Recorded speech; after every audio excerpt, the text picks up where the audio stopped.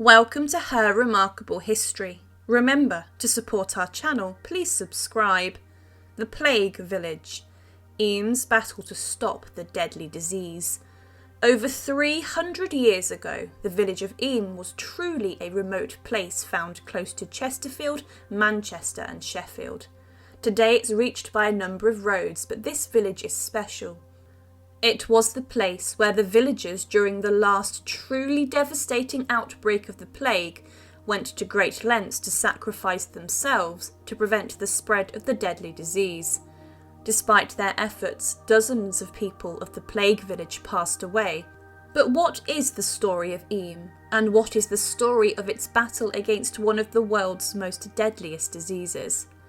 Now, traditionally, the plague came to Eyam in a package that had been sent from London. In 1665, the Great Plague of London occurred, and it would be the final major outbreak of the disease that caused great suffering throughout the centuries. The tailor who lived in the village, Alexander Hatfield, often had parcels arrive from different towns and cities, and his assistant opened the packages sent from London, containing materials useful for his business. Inside of one was cloth, but on the cloth it's believed was Yersinia pestis, the bacteria that causes the plague. It's also being considered that the tailor may have been purchasing second-hand clothes from the capital, and that the harmful fleas and bacteria were found on the clothes that he had brought. He found the contents of the parcel to be damp, and then laid the material out to dry, and after this he became very ill, and then his assistant, who had opened the packages, passed away, with George Vickers becoming the first victim of the plague in Eyam, dying in the September of 1665. Within the first 5 or 6 days of a person displaying symptoms, usually and unfortunately they were dead. After the disease claimed its first victim in Eyam, it took 2 weeks to strike again and establish itself within the local population. More deaths came in September of 1665 and then in the months after. The locals were worried that they had been punished by God for this, as a few months before the outbreak, allegedly a number of cows had been let into the nave of the village church and had fouled in there. In the October of 1665, there were 23 victims of the plague inside the village of Eyam, including those who were very prominent families established within the village for centuries. It was believed that as winter set in, things would get better, but they did not. The disease would survive inside of the warm cottages in Eyam. There was brief respite as the number of dead did decrease, but the plague did not go away. Those who survived the winter of 1665 were worried that as summer came, the disease would come back and run rampant through them. Because of this, decisions were made, led by the local priest William Mompesson, who made huge calls to save thousands of lives. He asked all of those in the village to quarantine and to remain within the confines of the village, and the cordon sanitaire was set up. No one was allowed out of the village, and no one was allowed in. Church services did not go ahead inside of the village church and instead were carried out in the open air with people sat apart from each other. The churchyard for burials was also closed, and it was stated that any victim of the plague must be buried in an area of land close to where they died. They would not be interred inside of the churchyard. There was no organised funerals because of this, as the church also could not cope with the demand for the graves. Because of this, people buried their loved ones inside of their gardens and orchards or in open fields, and today there will be victims of the plague found in the gardens of the houses inside of the settlement. When you walk around the village, you notice different plaques that tell you who died in which house, but also you notice that you come across a small number of random and small graveyards that are tucked away down lanes or on small pieces of land. Many of the graves were unmarked and people were too poor to have a headstone. The disposal of bodies had to be done quickly, and the Hancock family showed the importance of this. Elizabeth Hancock, in the space of 8 days, had to bury all 5 of her children and her husband on her own farmland, dragging their bodies out herself and burying their remains. One of the other decisions taken was to maintain a sense of cleanliness around the boundary of the village. People inside still relied on goods to be brought in and out, but what they would do is to make sure that they were quarantined.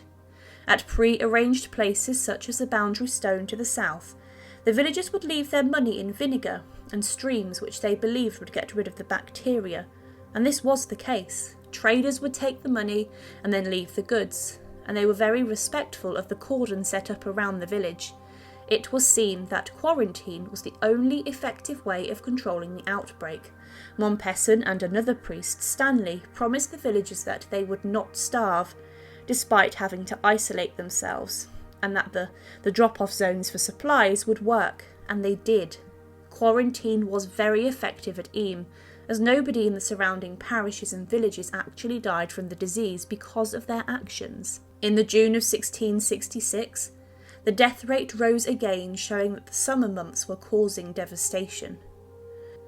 In July, there were 56 deaths, and in August, 78 people died inside of Eyam from the disease. But after this, the death rate did decline, but Eyam could not shake the plague. The honour of the village folk was great, and they made great sacrifices to stop the spread. One example is the Hawksworth family. Peter Hawksworth and his wife Jane and their child lived in the village. Peter was the third victim of the disease, and Jane, his wife, was pregnant with their second child. She asked her mother to come and help, however, she died shortly after Peter. Humphrey, who was just 18 months old, also died of the plague 3 weeks after. But in a short period, Jane had lost her son, husband, mother, and also a sister from the disease. It's likely that they rallied around her following her husband's death, but the consequences were great. Inside the household of the Thorpe family, who lived near the church, there were 9 people living there, and all 9 of them passed away from the pestilence. As households were left empty, cattle would roam unattended around the streets, and the news of each death would send panic and fear into the villagers who were alive. After 14 months, the ordeal was over for the villagers, but there was little celebration.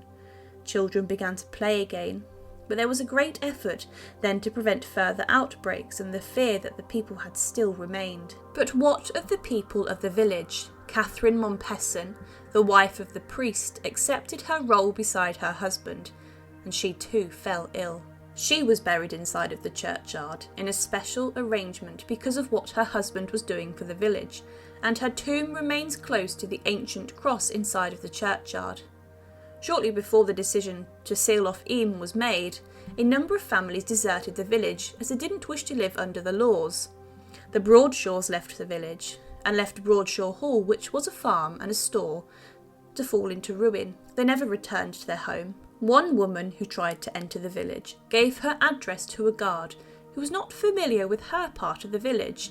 He denied her entry falsely, and she was driven out of her home by villagers who threw objects at her. She did later return, but what happened to her is not known. The Hancock family, as mentioned, in 8 days were completely devastated, and Elizabeth Hancock had to bury her children and her husband in just over a week on their farmland. It's believed that as they lived on the outskirts of the village near another family called the Talbots, the fact their children played together brought the disease into their homes. Elizabeth Hancock, following burying her children and husband, allegedly was then passed the baby of the Talbot family as they had died, and that her final act in the village may have been burying the Talbot baby on her land too. She then, it's assumed, fled the village a broken woman. She went to live with her last remaining son in Sheffield, and the family did survive and prosper after this.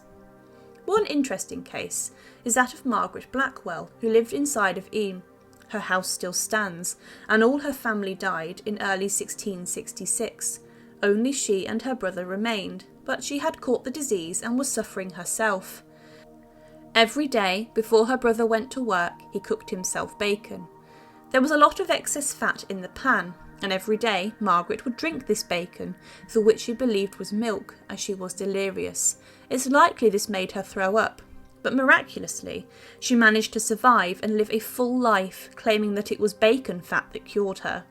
Those who had a healthy life had better chances of surviving, and one man who did was Marshall Howe, a miner who lived inside of the village. He recovered from the plague, and then turned his hand to a new profession, becoming the village gravedigger. When he heard of a household struggling, he would volunteer his services and would bury the corpse for a sum of money. It was known also for taking what he wished, as in some cases there was no one left to question him taking a fee or an object in repayment. One family struck down was the Morton family, who lived west of the village centre. Their child had wandered into the village in search of children to play with and had mixed with children who had been exposed to the disease. The child then brought the plague into his home and also the neighbour's house, but Mrs. Morton was pregnant. She gave birth, but shortly after, both her and her baby passed away from the plague. Life for the villagers never returned to normal for some. Many remarried after their husbands and wives had succumbed to the illness, but later the village was declared safe. When you walk around today, you can't help but read the signs which tell you of the people who passed away during the outbreak of the plague in the specific houses. It's remarkable to think of the sacrifices that the people of Eyam made to prevent the plague reaching the cities nearby. With the state in which people were living in cities such as Manchester and Sheffield, if the plague went from Eyam there, it is likely that thousands would have died in the overcrowded housing. The plague finally burnt itself out in the mid-October of 1666, but it claimed the lives of nearly 250 villagers, and only a handful were left. The story of Eyam is a remarkable one, and today it's remembered as the Plague Village.